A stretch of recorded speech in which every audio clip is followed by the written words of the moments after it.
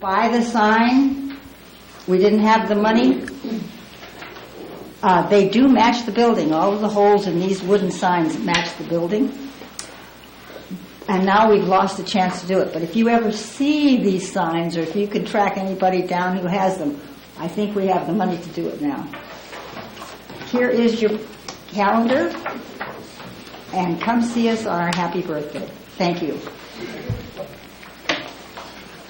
We also have a card from Jim Giulio. Jim? Mr. Mayor, thank you for your time. I want to beg your indulgence. I saw you're having a special meeting tonight. I wasn't able to make your first meeting to welcome you all to the... Yeah, I'm sorry, Jim Giulio, City of Hollister. I just wanted to welcome you all to the San Juan City Council and congratulate you on your election victories, as well as current City Council members, and let you know that I'm on the Board of Supervisors now, and I look forward to working with each and every one of you. And that's all. Thank you very much for your time. Sorry to take so much of it. Have a good one. Okay, move the agenda, the consent items. I'm sorry. I have another card. Okay. Rachel Ponce.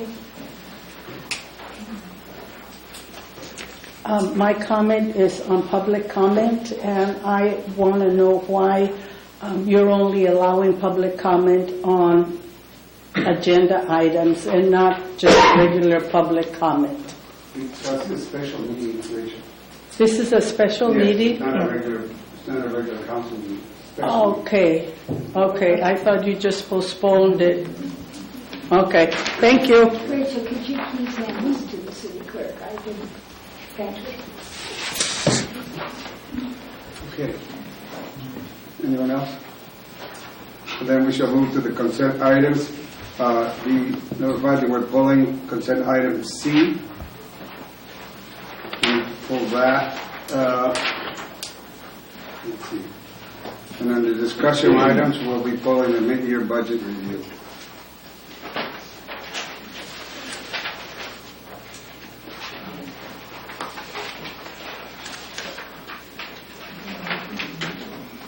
Okay, the first item on the consent is to approve affidavit of posting agenda.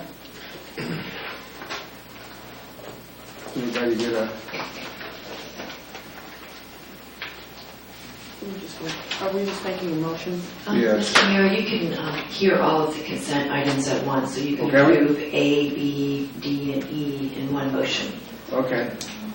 So the chair will entertain a motion to approve the consent items as submitted. I move that those items be approved. Do we have a second? I second it. Okay, we have a motion and second. All in favor? Aye. Aye. Thank you. Presentations. I'd like to do a presentation to honor people who have served our community, and I think it's something that is very important that we recognize. Oops, I'm going to use my stage voice. I think it's very important that we recognize the work that our community is doing, and in doing so, we'd like to recognize. First of all, we'd like to ask Darlene Boyd to step up. And I'm going to come. Oops. I'm going to come all the way over there. Okay.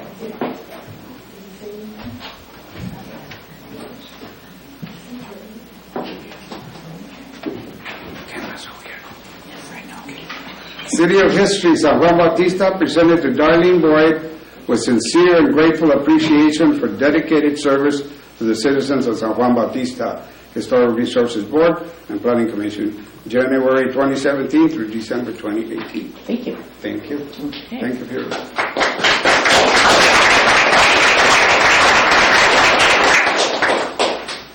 And I have another one for Ernesto, my down the street neighbor.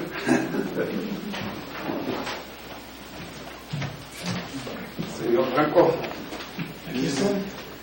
From the City of History, San Juan Bautista.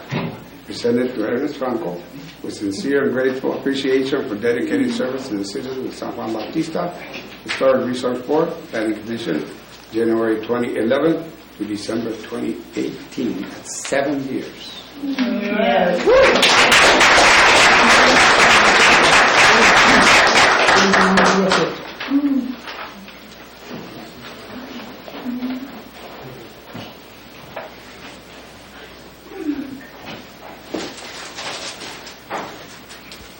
Okay.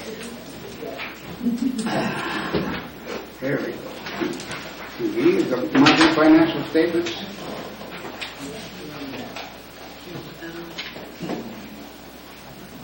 Do we have financial statements? Well, typically the treasurer's here to go through the financial statements. We will be going through the mid-year budget here in the next meeting. So we'll go through in detail the items on the budget. But you can see year to date should be around 42%. You look at the revenue and you look at the expenditures and you just see if we're in line with the spend. And that's how you kind of get an eyeball on how we're doing on our spend. You'll find in the one that's out of that sort of benchmark is the building, which is at 68% because we've done quite a bit of, like the roof was a big one. You'll also see in the water, we've done most of our water projects already, so we're almost done there. And that's, otherwise all of them look within parameters. Okay. So we follow with the manager report, city manager report.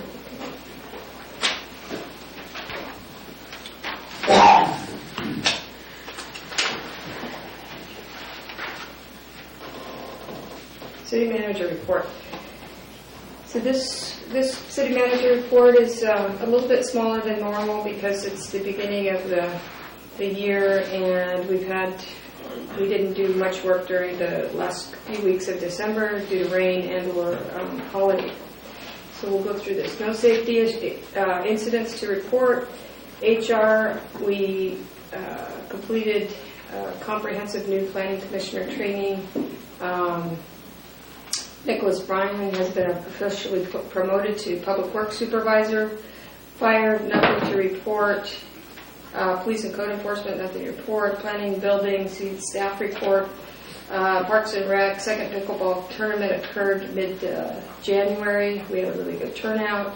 Sewer, Wani lift station had electrical panel failure.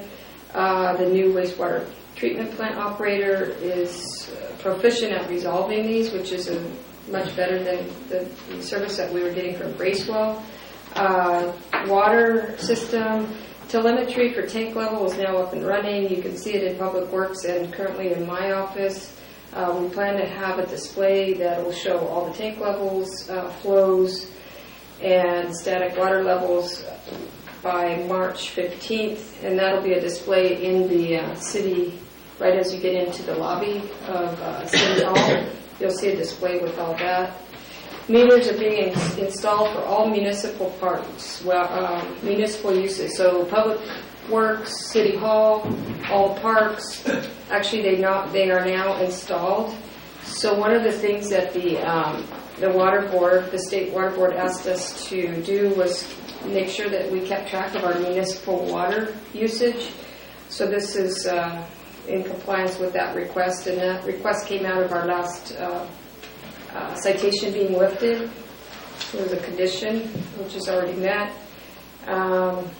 Streets, the team worked on potholes here on Polk Street, and we're going out to bid for the asphalt capital projects. We have $800,000 in the budget to spend on asphalt, and we are going out to bid on that.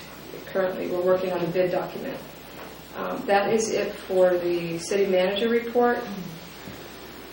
And then the new construction report, I think, or the city engineer report is after. City engineer could not be here today, The city engineer that was currently here was previously here. Patrick Dobbins took a job as the new city engineer for City of Gonzales. So his replacement is a guy named Frank Lopez, and he will be at the next Planning Commission meeting if you guys want to meet him. So that is a change there that occurred last week. In terms of Rancho Vista and Copperleaf, there's plenty of pictures, documentation in the city engineer's report. I won't go through all the detail for this, but it's per plan. It looks like there's nothing out of compliance according to the city engineer's report, and I know that, again, in the Planning Commission, we are going to discuss an issue with the roundabout not being the proper size for Rancho Vista to accommodate large big rigs. So that's an issue that just came up in the last few weeks. We've been notified through a traffic engineering report that the 85-foot roundabout that was previously agreed to is not the right size for those big rigs to go over. Question. Yeah. Big rigs are not supposed to come past that. That's a good question. They are not, but they slipped through the cracks, and we don't have consistent coverage by sheriff to catch them. I know that Councilmember Jordan catches them, flags them down, and tries to get them out of town, as do several other people I know in town. I get a lot of phone calls to go chase them down. But the sheriffs really need to write the ticket. We can stop them and ask them to turn around and get out of here, which we do. But the sheriff and the CHP typically would issue the citations. And so this is going to get all vetted around this roundabout at the planning So commission. why don't we just let the roundabout be the cop? Just let it stop the trucks? Yeah, this isn't on the agenda. I know. But Brought it up. I think that's what the plan was, maybe originally, because I talked to Councilman Block on this, and I don't know if he was joking or not, but he said that that was the original plan, is to have them bottleneck down there. You guys are perfectly able to continue with the roundabout that will for sure get vehicles stuck down there. If that's what the council wants to do, that's okay. You can vote that way, but I want it to get vetted at the Planning Commission. Get some options. If you guys don't want the vehicles to get stuck down there, what are the other options? Do we just take the cash and run? Do we do other? Do we do the other improvements? The adjacent property, which was giving the land for the smaller roundabout, is not willing to give up any more land for a larger roundabout. So we have a decision to make. We're having the Planning Commission vet it out, and then we'll come to City Council likely in March with some options. That's Rancho Vista. Copperleaf, there's no report on Copperleaf, but I was over at Copperleaf today with Councilmember Edge. Their models are open, and I will say for both developments, they're far behind their schedule in terms of sales, economics, and I think a little bit of the well delay. So the forecast on unit sales is well below. It's about a quarter of what we originally forecast for 2019. And we'll go through that in the budget report at the next council meeting. Okay, that's it. A report for the building planning.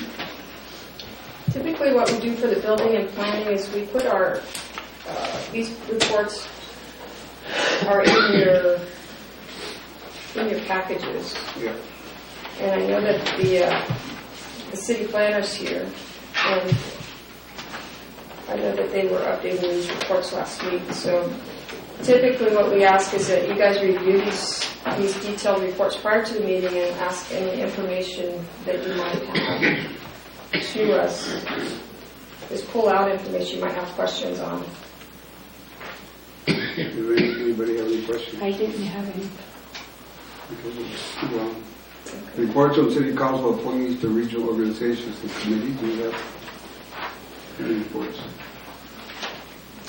No? Yeah. I attended LAFCO last week, and LAFCO approved an annexation to the city of Hollister in the area of the bypass where it curves around in front of the Chevron station. And the vote was 3-2, and it took 3 hours. So it sounds like a small thing, but it was a big thing. So that's the area in front of the Chevron station there. Yeah, so I wish I could draw on a whiteboard, but if the bypass goes like this to San Felipe, Uh-huh. and here's the Best Western, and here's the Chevron, it's all this area. Oh, okay. And people usually say, I thought that was Hollister already, but it wasn't, it was county. That's where they're going to put the new housing, the new shopping center, right? There are a couple proposals for that area, but that's up to the city of Hollister to process that, all of those now through their planning department and planning commission and city council. And had that not been annexed, that just meant that these applicants would have gone to technology and turned in their applications to the county. But now the city of Hollister has the ability to control that. So there was a meeting of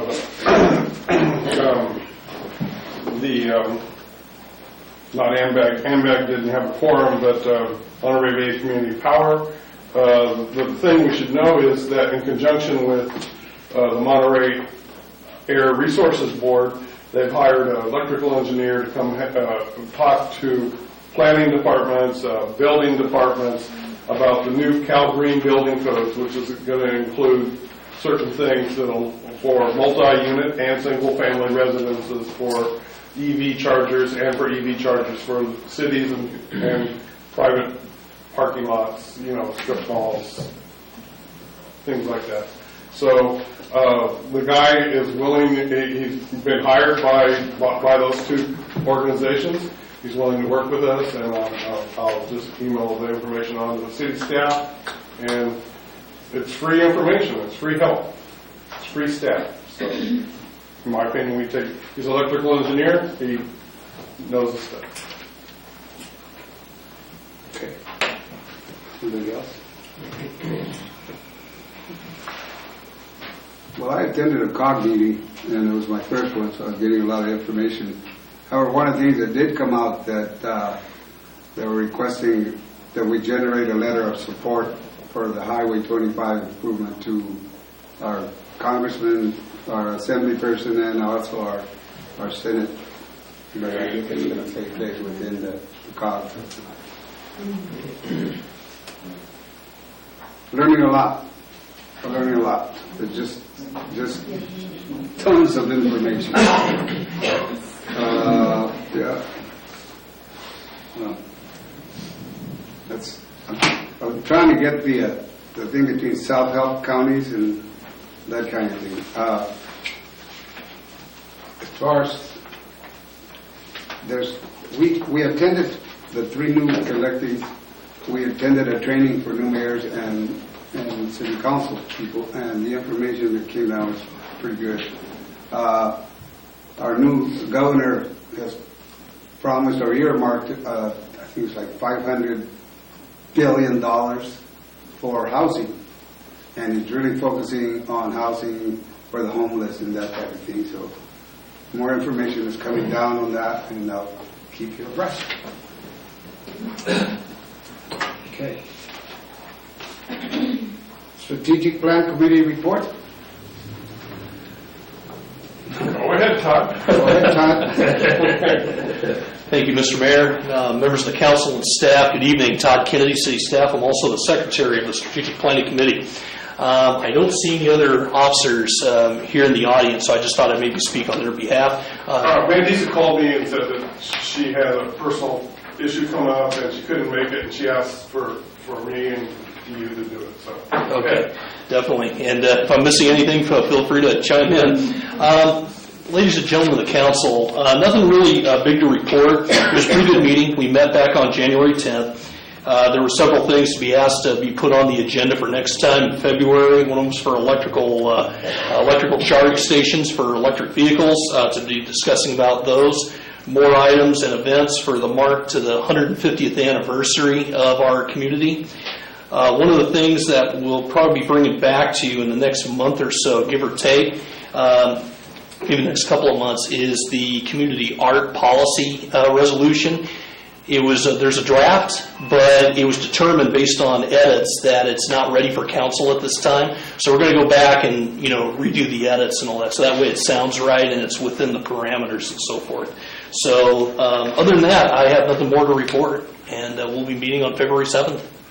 Well, I would just add that an organization called Terra Cultura from Aromas visited us and gave us about a 10-minute talk.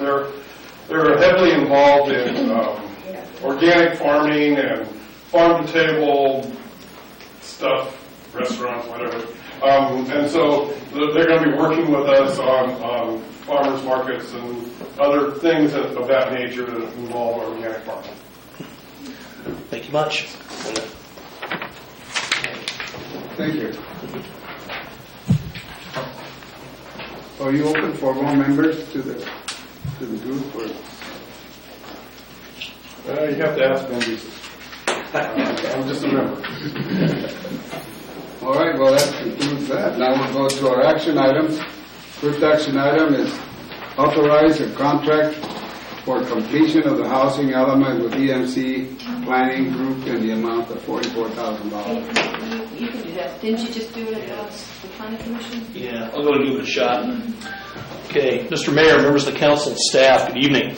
Once again, Todd Kennedy, city staff, and the item we have before you is an action item to give direction to staff to go ahead and negotiate a contract with the EMC Planning Group to assist us with the housing element update into fifth cycle standards.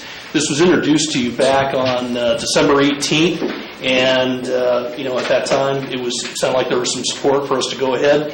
And back on January Planning Commission of this month, it was given the direction to recommend to City Council that the staff go ahead and negotiate this contract and move forward with. And we're feeling pretty confident that EMC will assist us well and to get us our housing element up to date where it needs to be, so we're in compliance with state law. We've done all of our necessary due diligence and been working with the firm and found all of our findings that we need to get this done in order for us to be in compliance with state law. When we're in compliance with state law, then we become eligible for grants such as the CBDG grants and as well as some other benefits as well. So anyway, that's pretty much what concludes my presentation. Myself, city staff, will be able to answer any questions. Thank you. Any discussion? Is there any public comment? Then, if there is none, the chair will entertain a motion to approve Resolution 2019 approving a contract with EMC Planning Group to provide services to prepare a housing element and authorize the city manager to sign. Do I hear a motion?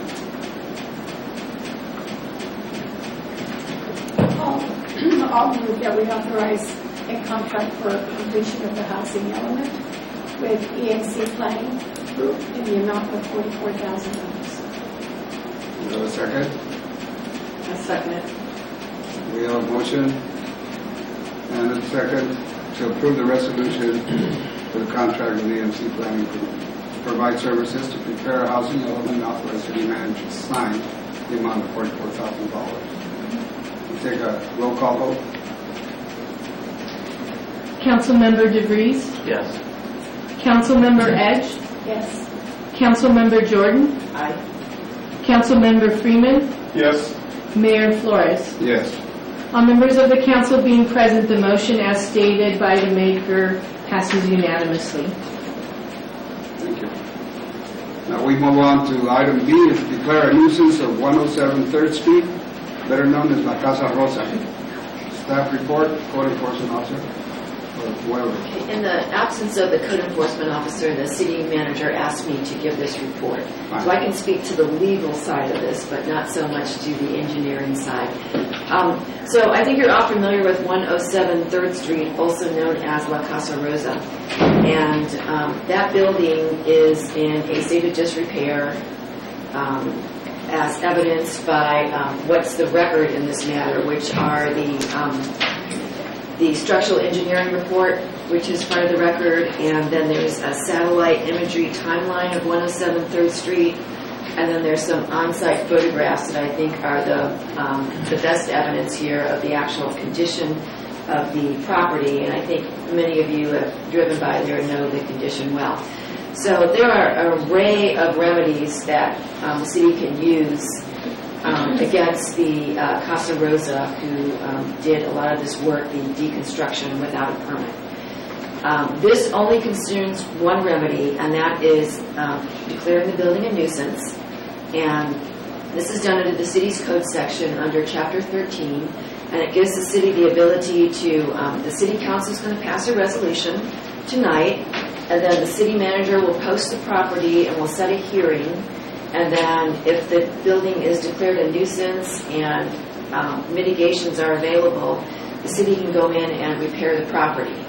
And I believe we discussed this at a prior meeting, but I believe it was at $5,000, but I think thought to be more, to go in and repair the balconies so that the public can pass under the sidewalk. The current condition is that the sidewalk's closed off because the structural engineering report finds that it's dangerous to the public. So in order to declare this a nuisance, you have to take the record into consideration, and then based on your review of the record, find that this building presents a hazard to public health and safety due to the dilapidated and partially deconstructed state in the building left there by the owner, and the deterioration since the deconstruction, which has made the frontage of the building unsafe for public passage on the sidewalk. So this is right in the new resolution that you have in front of you. And this is requiring the city to take mitigation steps to remedy the balcony to make it safe for the public. And the property qualifies as a nuisance. There's two definitions of nuisance that it qualifies for. One is under Section 5.8.110, which is a building in a state of partial construction. And the other one is Section 5.8.190, which is a unsafe building which constitute a hazard to safety or health or public welfare. And the information is in the record to find that the building meets both of those definitions. And therefore, the city can legally declare this a nuisance and adopt this resolution, which will then authorize the city manager to post the building and set this for a abatement hearing and cure the violated property by making the repairs and then slapping a lien on it, which will then be paid with the taxes when the taxes become due.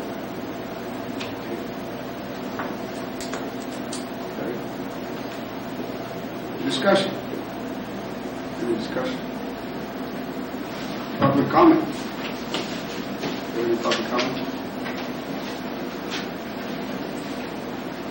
Just to note, if you have a comment to make, we ask you to sign the little form so we get your name right. You don't have to have one to come up and speak. Okay, I found that out in this training we just went. Good evening. Good evening, Mayor. That card or no card. Okay. Good evening, Mayor Flores and City Councilman. I am speaking on behalf of La Casa Rosa. I just have some questions. The City Attorney just addressed you members and the Mayor that she's speaking on behalf of the liability, the legal issues, but not the engineering.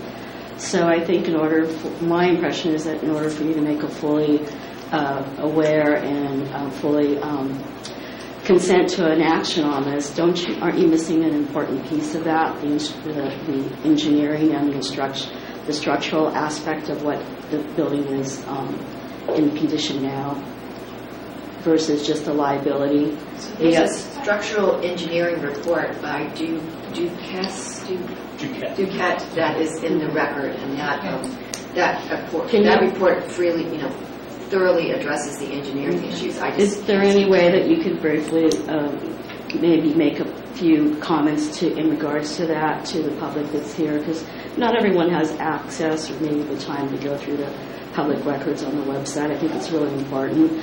The other issue is I think there needs to be a lot more teeth in the situation than waiting for their taxes to come due so that we can recomp our money. I think that, all sitting here, and I know that some of you council members were not part of this decision to allow this owner to deconstruct the building, in my terminology, destroy the building. I think there needs to be consideration for steep fines. And also, I think all of you sitting there, whether personally or the fact that you're representing the city along with the city council and city manager, are liable for the destruction of this historical building. There's some liability, culpability here with the city of San Juan.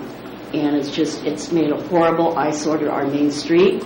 It's a National Historic Building. It's a National Historic District. It's horrible. And I think something needs to be looked at more than just paying the $5,000 for tourists to walk underneath it. It's an eyesore, and it's just a sad shame. Thank you. Thank you. Let me read this staff report. Maybe this will shed some light on what's going on here.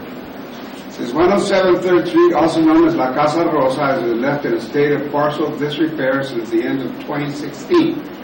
Evidence of this is shown as early as December 2016, and photographic evidence via satellite mapping shows proof of demolition beginning as early as March 13th of 2017.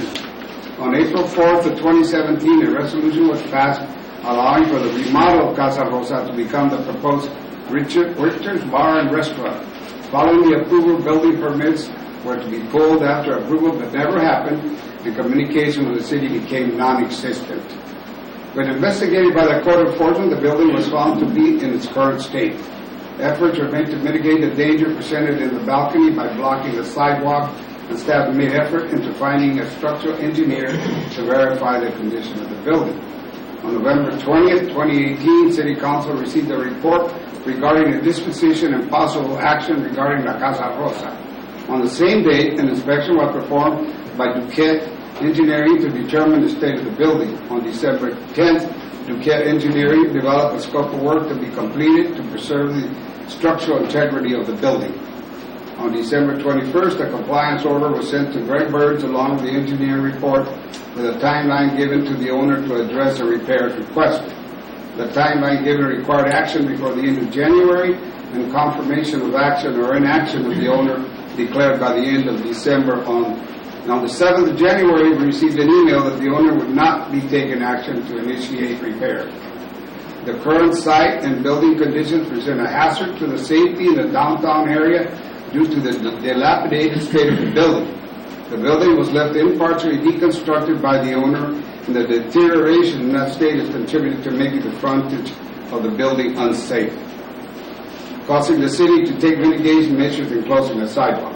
The public right-of-way closures affect foot traffic and significantly increases the danger of pedestrians crossing the street to avoid the closure. As such, the property should be considered a nuisance as it falls within the definitions of nuisance as set forth in Section 5.8.110, buildings in the state of partial construction, and Section 5.19, unsafe buildings, which constitutes a hazard to safety, health, and public welfare. San Juan Bautista Municipal Code 13-1-400, which accounts the notice nuisance abatement procedure, dictates that the hearing process take place once the property has been declared a nuisance. City staff has the City Council consider a resolution declaring 107th Street a nuisance. Per the engineering report, City staff's intention is to address the item, detail the scope of work to preserve the historic value, and restore the use of the public right-of-way in front of the building. City staff will present more details as the following hearing requires part of the abatement process. Conclusion. La Casa Rosa has been left derelict in an abandoned state. The city staff asked for property to be declared a nuisance on the grounds of Municipal Code Sections 5.8.110 and 5.8.190 were violated. An abatement hearing will be announced following the resolution being declared. So basically, we set the resolution in motion to set this process to correct this previous assault on our scenery. Okay. Any questions or comments? Yes, yes. Let's go back to the first half of that report. What it reflects, at least in my opinion, is a lack of oversight by the city. And this was quite some time ago. Present city staff is just not around at that time, so I'm not blaming anybody here. But it does reflect a lack of oversight on the city at that time. Having said that, now I'm going to address the city attorney. Is there any way we can sue the present owners and get a judgment even if they don't reply? I think it's that official word in court if they don't answer. So a compliance... Default, thank you. Compliance order was sent. There now is an array. I think at one point you were presented with a whole list of ideas that the city considered to go against the go against the property owner. I can't really speak to where the city is on anything else besides the nuisance. I know we could go up to $30,000 or more because of damage to the historical building by issuing a citation or more citations, but the first step was the compliance order, so I can't really speak to where the code enforcement officer is on further. What I'm asking is, can we do this? Is it within the realm of possibility? So that's the process within the city. Then you can also pursue it as a nuisance through the courts, file a civil action. That's all of this I know has been brought to you all together, and I'd have to let the city manager speak to where staff is going based on direction given by the planning commission and the city council.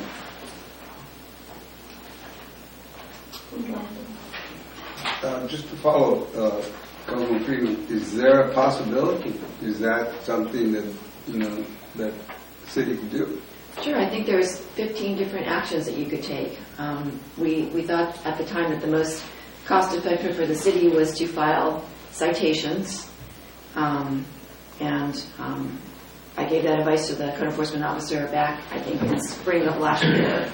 So I don't actually exactly know what process he's taken to cite this property or try to collect any of that money. We decided to do that, or staff decided to consult with the city council, and you gave general direction to go in the civil direction and not to file a lawsuit with the courts. But that is something that we could look at. We did? Yes, I think it was generally discussed, and you said, or at least it was discussed, whether to do code enforcement and try to collect through the code enforcement system, or to try to collect through the criminal citation system. In criminal citation, it was pointed out to you that the city only gets a small percentage of the money if you file criminal citations as criminal misdemeanors in court. So the direction was given to pursue the citations first. Okay, but as to the question of whether the city of San Juan Bautista can be a named plaintiff in civil action against this owner, that has not been discussed. No, you can file a nuisance action in court if that's where you go, but it starts with the compliance order, which was just issued in December 21. And nuisance presumably would be one of the few causes of action that would be available, right? I think it would be the primary cause of action as a city would be nuisance, and then it would be the damages that would come from that, from nuisance. And, it would be a costly process to enforce, and I think the problem is right now is whether the Bertas are solvent right now in this county, and if we sued them, they would have money to pay a judgment. On the other hand, if they're not solvent, and it's not this county, it would be California, right? It would be a California judgment enforceable anywhere, and in other sister states if we get an enforcement order in Nevada or wherever they are. But the point is if they're not solvent, if they're going to go BK, then the creditors are going to start lining up, and the city would do well, I think, to get in that line of creditors of the unsecured creditors before other people start lining up. So a legal action would take about a year, I think, to actually get a nuisance judgment against them, unless they actually didn't present and they defaulted. And even that would take, at least, probably 4 months, 5 months. Have you been asked to provide that analysis to the city? No. Okay. Is that something that we'd like to have investigated, looked into? I certainly would, yes. Could we do that? So I would also additionally get a report on the side within the city and going against the destruction of a historic resource, which I believe carried an amount of up to $30,000 as a citation value, that would be a faster remedy to pursue, and then that could go in before the property's sold, as a lien against the property, potentially, if we went through the proper channels with the city.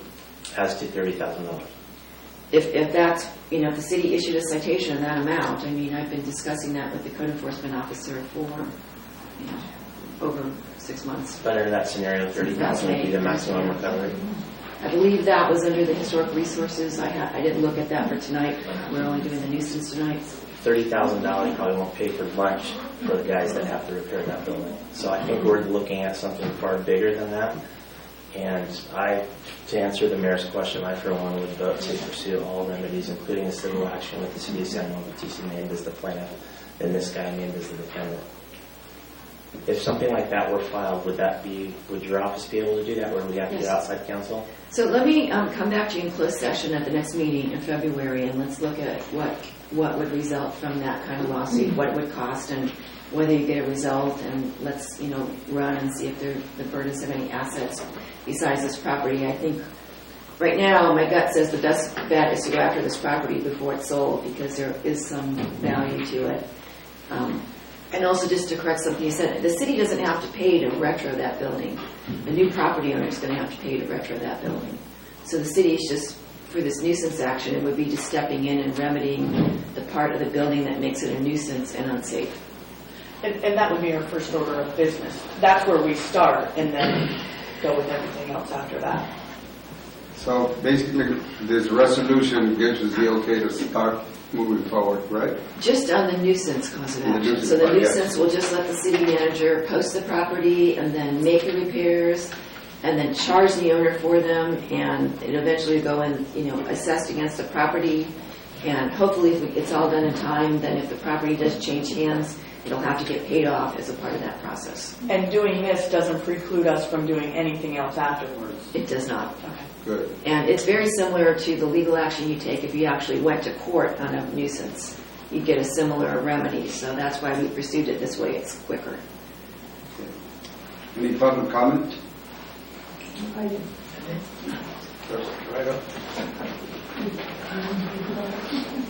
Sorry, I don't have a card for that. Mariana Thomas, I live at 45 Monterey Street. I can't help but ask, in 2 years' time, where was the negligence from the city council, including my late employer, Mr. West? And please, I want to ask you not to let that happen again. I have been here 13 years. I have watched us lose a chamber because there were adults on the board and 2 little chicks came in and got the money. This is another example where nobody seems to know. 2 years is a long time to nobody know how come they didn't have a permit. Okay? I was present when Mr. West and 2 other people spoke to the owners, and Mr. West said, well, they're property rights. In my opinion, and I am an immigrant since 1954, I've grown up in an upper middle class American family, there are no property rights when you have committed a crime. So now we're doing patching up again. I watched this community after the fact. I think we should be able to do something better. Madam Lawyer, I feel that during this whole time, we should have been investigating at what our options were. Not now after the balcony is ready to fall down. I don't understand how we can accept this. Those of you who are new, those of you who have been here, I don't see how you can accept this. We need to find the money and go after them. We are accepting so much that everybody thinks it's perfectly okay to come into San Juan and rip it off any way that they feel like. Okay, talk to Mr. Garrett. He was renting a space to the woman who was interviewed about her venue, that she had, and she had a flower shop, and someone asked her about flowers. She said, oh, I have a consultant for that. A lot of people now are bigger than their budget. Please don't fall for it. I think we really need to go not the route you're going. I think we need something stronger. Thank you. Any other comments? I did read the packet, but I'm not clear on the preventive, really, that you guys are talking about, the wooden posts, right? Will that, when everything clears and somebody hopefully will buy it and start restoring it, will those posts be able to be removed and make the balcony the way it used to be? Or if you put those posts, will that destroy the balcony how it used to be? That's my question. Okay, I'm not an engineer, so I can't really answer that for you. But however, we're looking at everything that we can do to resolve that issue, to make it complete, make the building the way it was. And that's some of the stuff that's being looked into. Can you figure something, City Manager? So I've talked to several structural engineers. So the post solution is a safety solution. It's a short-term solution. Right. The long-term idea is you get it back to where it was. The concern is that the codes, the building standards back when they built it, because it has some iron angle support posts on there that prop that up. I am not a building official at this time. I don't know the current codes versus when they put that up, whether that's going to be adequate in today's world. My guess is that we could do something similar with stronger angled support, but we'll have to get in there when the people actually go and restore that front section. Another option that may come up, so I gave a review in the Planning Commission a few weeks ago. So there's been a lot of investigative work with the real estate agent and prospective buyers for that building. So there's 2 offers pending on that building that are below the asking price. So the asking price is $400,000 on that building. The lot is worth, we're trying to figure out what the value of a commercial lot is in this county. Maybe some of you guys might know.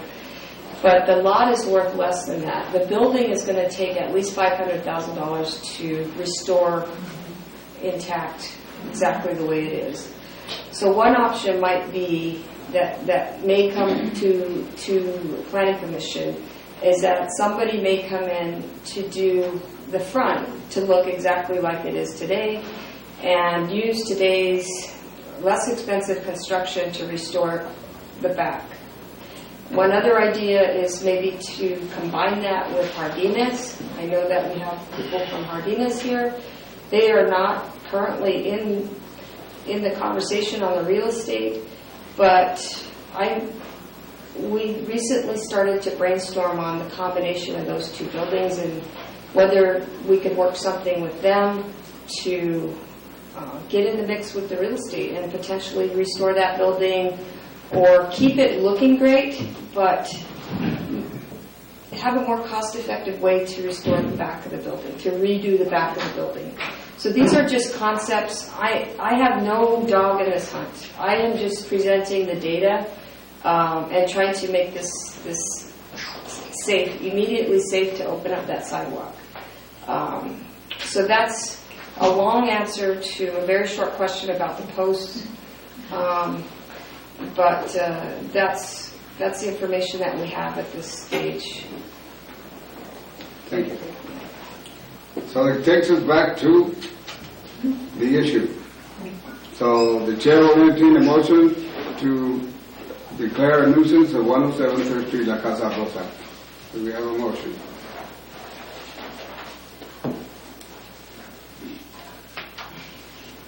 No motion? I make a motion to approve Resolution 2019 declaring a nuisance at 107 3rd Street, La Casa Rosa. Just making sure that this is just the beginning of the procedure, that this is just not a caveat, or a caveat to this is that all the rest of the repairs are going to be made. Do we have a second? I'll second. We have a motion and a second. Any more discussion on this item? All in favor, respond by aye. Aye. Opposed? Motion carries. Just to say, there was a lot of discussion about citations, about a civil lawsuit. Did you want staff to take any actions? We didn't give any formal actions. I asked for the city attorney to look into those costs, and I think Dan did too. And I thought you suggested. Yeah, I understand that we were going to close session at the next meeting to discuss the potential for a lawsuit. Yeah, I think it was Make sure unanimous. that's a formal action. I understand the direction, so it needs to be on the agenda. Okay. Discussion items. Update on fire protection contract with City of Hollister. Thank you. Those of you that are leaving, thank you so much for showing up and joining us.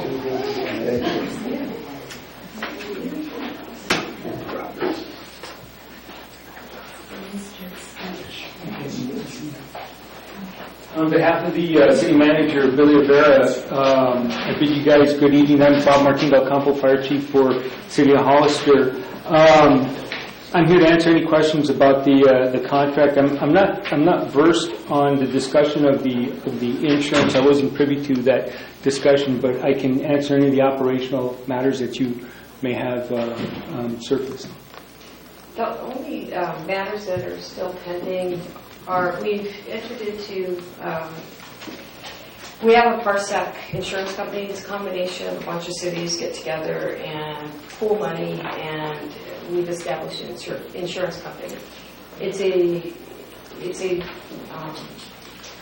an insurance company that's done real well, and however, we do require higher levels of insurance than what we're currently posted in this contract. Sure. And one of the concerns is, and I've been to the Parsec board meeting in closed session, 80% of the excursions from the insurance claims are from fire and law enforcement. So Parsec is not allowing us to move forward to sign this until we get a higher liability documented or agreed to on the current contract. Or they'll pull out of insuring the city, basically. They're not behind it. And according to the CEO of the insurance company, the general manager of Parsec, he has been communicating with the insurer of Hollister, City of Hollister. Mm-hmm. He's under the understanding that the City of Hollister has the adequate insurance to cover our requirements, and so it's more of a communication and getting everybody on the same page between Bill, his insurer, our insurer. So I don't think it's a showstopper at all. I think it's just a matter of getting everybody on the same page. And I've been on conference calls with our insurance provider. I feel really confident, and he feels really confident after having spoken to Hollister's insurer that you do have adequate support, or insurance there. So the action is actually sitting with Bill to just close the loop and feel comfortable that, yes, you guys do have the adequate insurance, and go ahead and up the insurance there. There was so the rental component, because since I've come in, I've really wanted to make the fire department housing really transparent in terms of, I want you guys to have good housing. I want you to be in a capital improvement plan if we need to do things for your building. And I want to make sure that all your bills are covered. So I just want that a little bit more granular in terms of, and it's more in your favor in terms of what we're providing as a landlord to your building, because that's a big part of the well, it's not a big part, but It's a big component of the overall balance between the contract of Hollister and us, because this station here is such a huge asset to the fire department, the Hollister Fire Department, that I want to make sure that our deliverables to you in terms of providing the best facility that we can provide as this for this station are clearly documented. Got it. So as opposed to where it has an Annex 5, Fire Station 4 is located at and owned by. Yeah, it's very vague, right? I understand. And I want to say, we're going to cover cable, we're going to cover PG&E, we're going to cover this percentage, water, whatever. If this happens, we have 48 hours to get over there and fix. Like we just fixed your roof, right? Within, 3 days. Right. We got that fixed with a severe leak in the roof. Mm-hmm. I just want, it's protection for you guys more than anything. You guys have lived with no ceilings and ducting that's been open for the last 6 years. Mm-hmm. You've lived with not having a diesel exhaust system in there, and that's a huge problem. Right. And I just don't want to see that happen again. Got it. And I'll take this information back to him. Is there a specific time or date that you would like to meet with the city manager and hammer these out? Yeah, I can probably even end of this week. The sooner the better. Okay. The insurance one's really the one that's sitting with Bill, and I've just been waiting. And he's texted me. He said that, yeah, I'm working on it. Right. Yeah. Right. Yeah, I think what had happened last week was everybody went to that intergovernmental training they had up in Sacramento, and then with with the holiday that they had yesterday, it kind of set everybody back a little bit. But we'll try to get back on track. And the ball's in my court with the itemized details of how we're going to be a good landlord to you. That's really what that's about. Great, perfect. Is there anything else? That is it. And by the way, the contract is great in terms of just the collaboration. I know at a high level, it's an additional person in the fire station. Yes. It's a new 4x4 outrigger diesel vehicle to go up in the canyon. Our current vehicle is a gas vehicle. It's outdated. We had it in the budget to re-outfit it. We scrapped that. These guys were able to get us a brand new vehicle. And it includes, providing the repairs for all the vehicles. Yes. So it's a really great contract, and we appreciate it. Thank you. Okay. Thank you. Thank you.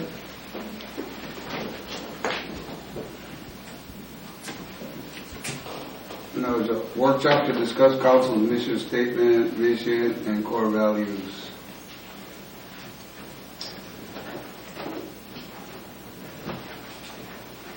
Any comment on that, anybody?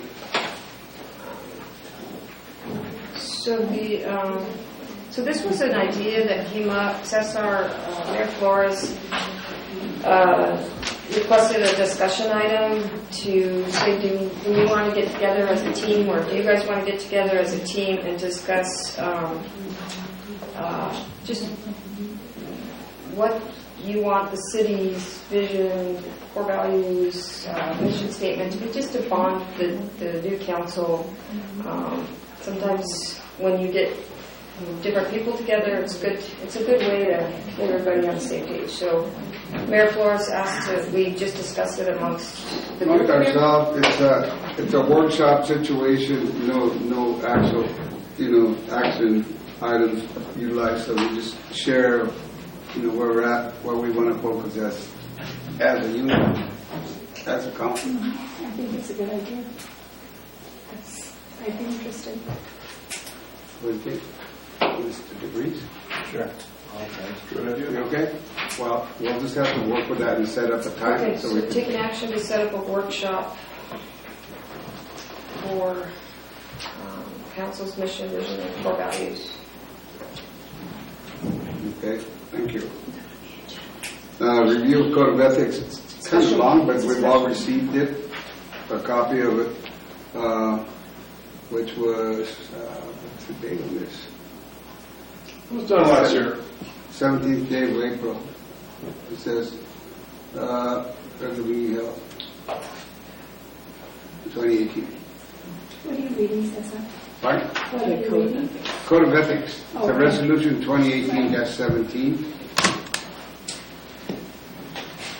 So in the Code of Ethics, the last paragraph in there says every year, new members come on to the council. I'll go ahead and read it. You review the Code of Ethics, and also every year, new and old, you review the Code of Ethics. And so this is just taking that action, following up on the Code of Ethics. Since it's January, I figure it's a good... The attorney asked me to do this tickler, so I have a tickler that says, okay, we got to do this in January, we got to do this in March, and so this is just a... Let me just go ahead and read the implementation section of it. This is I must say first, it's really an excellent code of ethics. Yes, yes. Thank you. Especially since I wrote it. Yes, I know. That's why I said thank you. The San Juan Bautista Code of Ethics is intended to be self-enforcing and is an expression of standards of conduct for members expected by the city. It therefore becomes more effective when members are thoroughly familiar with it and embrace its provisions. For this reason, ethical standards shall be included in the regular orientation for candidates for city council, applicants to boards and commissions, and newly elected and appointed officials. Members entering office shall sign a statement affirming they have read and understand the City of San Juan Bautista Code of Ethics. The Code of Ethics shall be reviewed annually by the City Council, boards, and commissions, and the City Council shall consider recommendations from boards and commissions and update as necessary. Basically, it's a violation of this Code of Ethics shall not be considered as a basis for challenging the validity of a council, board, or commission decision. It's under the municipal code. So I don't know, we do no action on this? Well, it's just a review, so it's up to you, Mayor, if you want to go through the items here. I know that when this got passed initially... Well, it's fairly long. If any of the council members have any questions or want any clarification, I think, So, in my defense, there are codes of ethics approaching 50 pages. Okay. I did a pretty good survey of them in Northern California. This is 4 pages, so, you know. So again, thank you, Councilman Freeman, for a very, very well thought out document, and we have it in our folder, so we should be able to review it. I'll point out a few. I'll stick my neck out. All right. Positive work environment, number 16. Members shall support the maintenance of a positive and constructive workplace for the city employees and for the citizens and businesses that are dealing with the city. I don't think that we adhere to that consistently. Conduct of members. The professional and personal conduct of members must be above reproach. Avoid even the appearance of impropriety in all public situations regarding city business. Members shall refrain from abusive conduct, personal charges, verbal attacks upon the character or motives of other members of the council, boards, commissions, the public, the staff of San Juan Bautista. No. You shall respect the process. Members shall perform their duties in accordance with the processes and the rules of order established by the City Council. Boards and commissions governing the deliberation of the public policy issues, meaningful involvement of the public, and the implementation of policy decisions of the City Council by staff. So I have experienced and seen violations of this in the last 3 months. So I know that some of the council members were not in attendance when this was passed. So I thought it was worthwhile to go through this and talk about some of the areas that we need to work on. And that, in my opinion, those areas need to be worked on.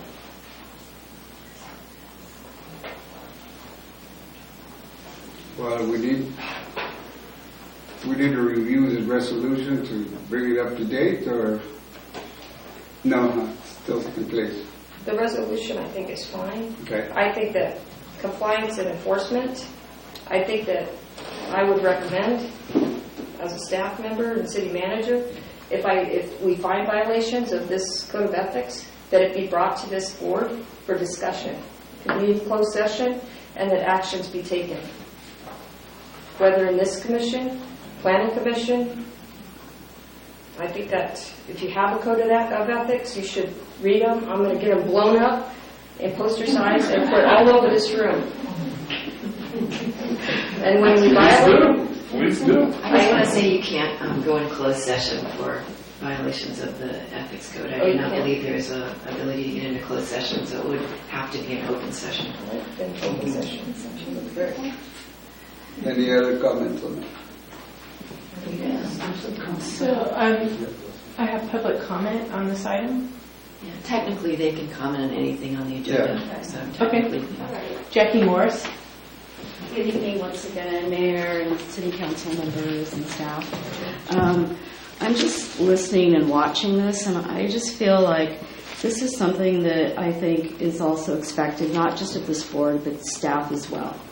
And I'm sitting back there as a community member, and your tone, City Manager, it comes off as being very condescending right now, and I feel like there's like some hidden agendas here.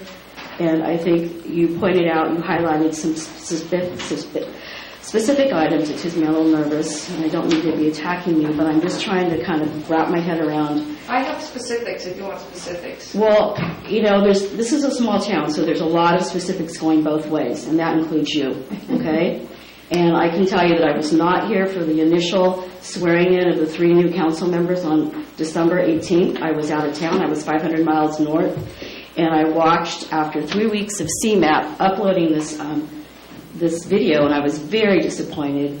I have to say that the 3 newest council members, the way you came in and you ramrodded and railroaded this whole thing to second, put actions, and right now, tonight, I'm seeing the same thing. You 3, putting up an action, you know, and then seconding it, passing it, you know, and to me, this is what you're speaking to. I see it in live action here. It almost seems like somebody's being coached. And as a citizen, thinking that, you know what, this is not sour grapes for me. I was a write-in candidate, you know, whatever. This is not sour grapes. This is about, I had hopes that this board, you, would bring some positivity and change. We've been through a lot of horrible times in the last 5 years. And I had high hopes of this changing, and I don't see it changing. And I'm very disappointed. Thank you for your input.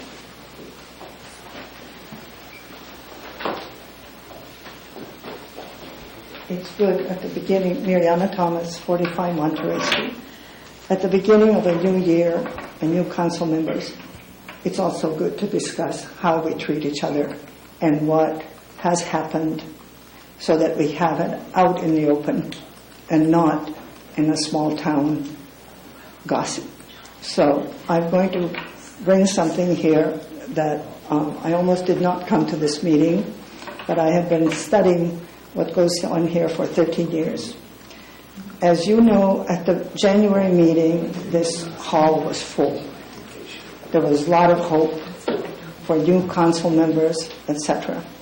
What we heard was that 3 of you new people were advised before the meeting, before you had been sworn in, and you had had a training session, which is against the Brown Act. Okay. Then we did see changes which we felt were politically expedient, and it did not feel good. You see tonight, this is a special meeting, but what happened to our regular meeting where we can stand up here and present whatever problems we may have or speak with you? And that's really what I want to do. I want to dialogue with you. And the 3 new members, are you capable of really holding the authority that has been given to you by the electorate within you and not sharing it with anyone else? It's a switch in your role. If you have been friends with each other or whatever, that has to change now. It's your position to hold the authority that you have, that you have been, the position that you have been put in or elected for, I'm sorry. So we are talking now about ethics, all of us. And I am saying this tonight because I wanted to have that last meeting clarified. This hall was full. Everybody was hopeful, and we have had some pretty ugly stuff happen here in the last, I don't know how many years. So, maybe we need to talk more. Okay, I'm putting it out there. I have no desire to do any upmanship of anybody here. But I think the only way that we're going to become all around professional, really professional, is to have the dialogue. Okay, thank you. Rachel? Okay, when I saw that the Code of Ethics was up for discussion on the agenda, I was really glad that this is happening, and I'm glad to see that you all are talking about reading it every year or going over it every year. Let's not forget why this Code of Ethics came about. It was not because of good behavior. It was needed because there was disrespect and bad behavior of the position that people had been elected to. And for anyone to expect anything else than professionalism out of the new elected people is really not very good, because we had an honorable election. Obviously the majority wanted change, and it happened. And so now we work on it. And I think the city manager is on the right track of keeping everybody straightened out and understood of what is expected of themselves and of the body of the city council. And yes, we expect, and I hope everybody else does, that you all present yourselves in the very best that you possibly can. We had too much, the meetings of the past few years have been in disarray, just disarray. Everybody getting up and speaking on a particular subject more than once, monopolizing the meetings with their comments and all, and that all needs to be done in order. So I would add one more thing to the Code of Ethics, and I think it's only in being respectful of the rest of the people on the council and for the public. If you are not going to be at a meeting, you should let the city manager or the mayor know why you're not at the meeting. I think that we need to know that. And you don't pick and choose when to come, and you behave yourself at all times. And I think that we have to respect the voters. It was an election. That's how we do things. That's a democratic way. And let's work together now and have the understanding that things are going to be better and everybody's going to behave themselves. Thank you. Thank you. May I say something? Sure. Only because we're talking about the ethics right now, we all went to a conference last week, and we all had to take classes, and there were 2 classes that we were required to take, and one of them was the ethics. And so, we have had training, Mariana and Rachel, and thank you, Jackie, for your comments. But we are aware. We're aware of how we're supposed to act, and we're doing our very best to represent our community here. Thank you, Mary. Okay, moving on to our next item. I had an idea, and I'm just going to throw it out so you guys can consider it, of having like an old town block party. You know, when I worked for the National Park Service, I was Assistant Superintendent of Death Valley National Monument. We have 22 families in the valley. So, and the nearest store is 104 miles away. So we had to do a lot of it's in park stuff. And for any reason, we just have a party, we have a potluck. So I thought that maybe that in this small area we could work something like that, you know, like, you know, 7th Street has a block party and everybody potluck comes over and meets all the people there. And it's just an idea that I have, and we can discuss it or not, it doesn't matter, but I have a lot of ideas that'll bring us together, and that we need that dialogue between us, which we don't normally do. So that's an idea I want to throw out. If anybody wants to pick up on it, we can make it an agenda item and work on it. But it's something that I came up with. Okay. Update on the celebration of life with Jim West. Well, we had 2 events. We had the actual dedication of the park, and we also had the library shelf of some of his books, and some of his books were given away as well. So, were you guys all aware that was happening? Yes. We talked about it? Was it well known? I didn't realize that we were going to be at the park and at the library. But it's a good thing I ran into Cesar and Kathy, because we went to the park. Oh, so I'm just trying to think, should we have done a formal invite on Outlook, or because... There's a lot of people there, so Well, I did have somebody ask how I found out about it.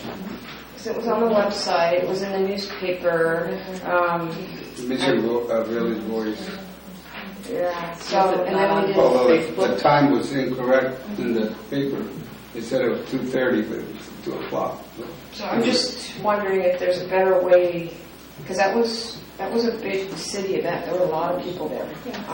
And I noticed that some of the council members either didn't attend or weren't aware. Do we need to do something better to make you guys aware? There was very little communication to me. I did attend the Shelf memorial service, so I heard about it through the grapevine, I guess. So we talked about it in the last city council, gave the times and dates, I guess, and we put it on the website. So what else would you like us to do to make sure that you guys get the information? Heidi's email is very helpful for me. What is? Heidi's email is very helpful. Oh, yeah. This was an unplanned event. Because I don't do Facebook, and to wait till the Mission Village Voice comes out, but that's how I found out, by Heidi's email. And I think it was talked about at the Strategic Planning Committee meeting also, was it not? I might be mistaken. I'm just trying to do better. So do you guys have any other recommendations? Because I heard that it wasn't communicated well, or people didn't get invites. What shall we do better? I need input. Any ideas out there? No, it's among us. Oh, we have on the side? Yeah. I mean, I think the email is a good one. I'll agree with that. It just seemed like to me it was kind of a Rotary Club thing, and I wasn't part of it. So. No, to clarify that for you, I'm the president of Rotary, and it wasn't a Rotary function. Jim wasn't even mentioned in Rotary. Rachel, did you know about the park dedication? Did you know about that, and did you go to that? Because I didn't go to the park thing because I had family at home, so I had planned to go to the library, and that's what I did. But you knew about it. But I knew about all three, at the Dianza Trail, and at the park, and at the library. So with Heidi's email. Okay. So, Maybe but need a link, I don't know. So we'll send an Outlook invite to your city web, or emails on special events or, that we think that you guys should attend. But I apologize. I thought it was really clear. It was mentioned in last city council. It was on the website. It was on Facebook. It was on Instagram. It was in the newspaper. So I apologize to you guys that didn't get that invite. I feel really bad about that. But we can send reminders. Yeah, send them on our City email. Yeah. Let's do that. Going Okay. forward, we'll send reminders to city council so they know the important events that they should be attending. Yeah, it's really important that we know that because we need to be there to show. To show the public your Yeah. support. All right. and I got my wires crossed. So, that was my priority. Okay, comments, City Council? Do you have any comments? I have a comment of the training that we received in Sacramento. It was just a lot. We were there 3 days, and it was solid. It was like we had 15 minutes from one workshop to the other, and then a little bitty lunch, and then boom, back again. So it was amazing. It was just, and we met a lot of people. There was a lot of connections that we made, and it was really good. I think it's well spent. It was a very good program. It was the League of California Cities for newly elected council members and mayors. And there were over 400 cities represented for Northern California. There's a Southern California workshop going on at the end of the month for all the Southern California cities. So super well attended, more attended than previous years. We did get a tour of the Capitol. The Assembly. It was very, very cool. And a lot of information. We even had conversations during lunch. We had seminars during lunch, both days. Very, very good. One breakfast one, too. We did have a chance. We did have a chance to meet with our new Assembly person and our new Senate. And their Robert chambers. Rivas and Antonio. And I said, hey, we need some help. Give us some money. He did. I did. He did. Okay. So I too have been to those meetings. I would remind that the one in June is usually in Monterey. It's much easier for at least me to attend because it's only a half-hour drive. And it's pretty much the same idea. Is it the League of Cities as well? Yep. It's So have all of you guys been to that? Has every single So one? I've been to 3 League of Cities seminars, yes. Yeah, at least. All over the state. Yeah. Okay. City Manager.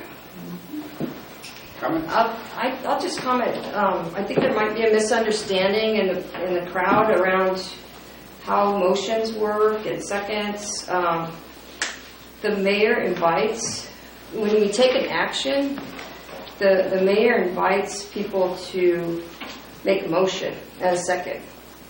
And if you notice in tonight's meeting, he invited them to make the motion. And there was a big pause. So there was a lack of participation. So the other 3 members had to do something or else we'd be here all night. I don't have a problem understanding. They would be here all night. So it wasn't that anybody was being excluded, it was just that we needed the meeting to continue. So I wanted to make sure that that was clear. That's all I have. All right, thank you. City Attorney? Nothing. Okay, in that case, if there's no more business before us, the chair will entertain a motion to adjourn. I make a motion to adjourn. Second? Okay, second? I'll second. Okay, all in favor? Aye. All right. Meeting adjourned. Thank you so much. Thank you.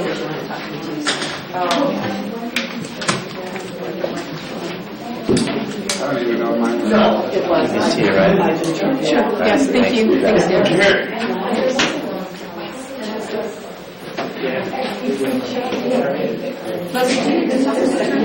You can use, if you want to use that.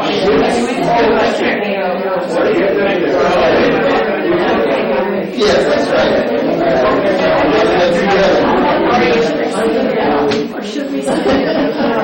That's why I wanted to make it clear to the audience that it's just not the two of us participating, because I guess there was misunderstanding even. Can I see the card so I can make sure I have it? Simply by tomorrow or by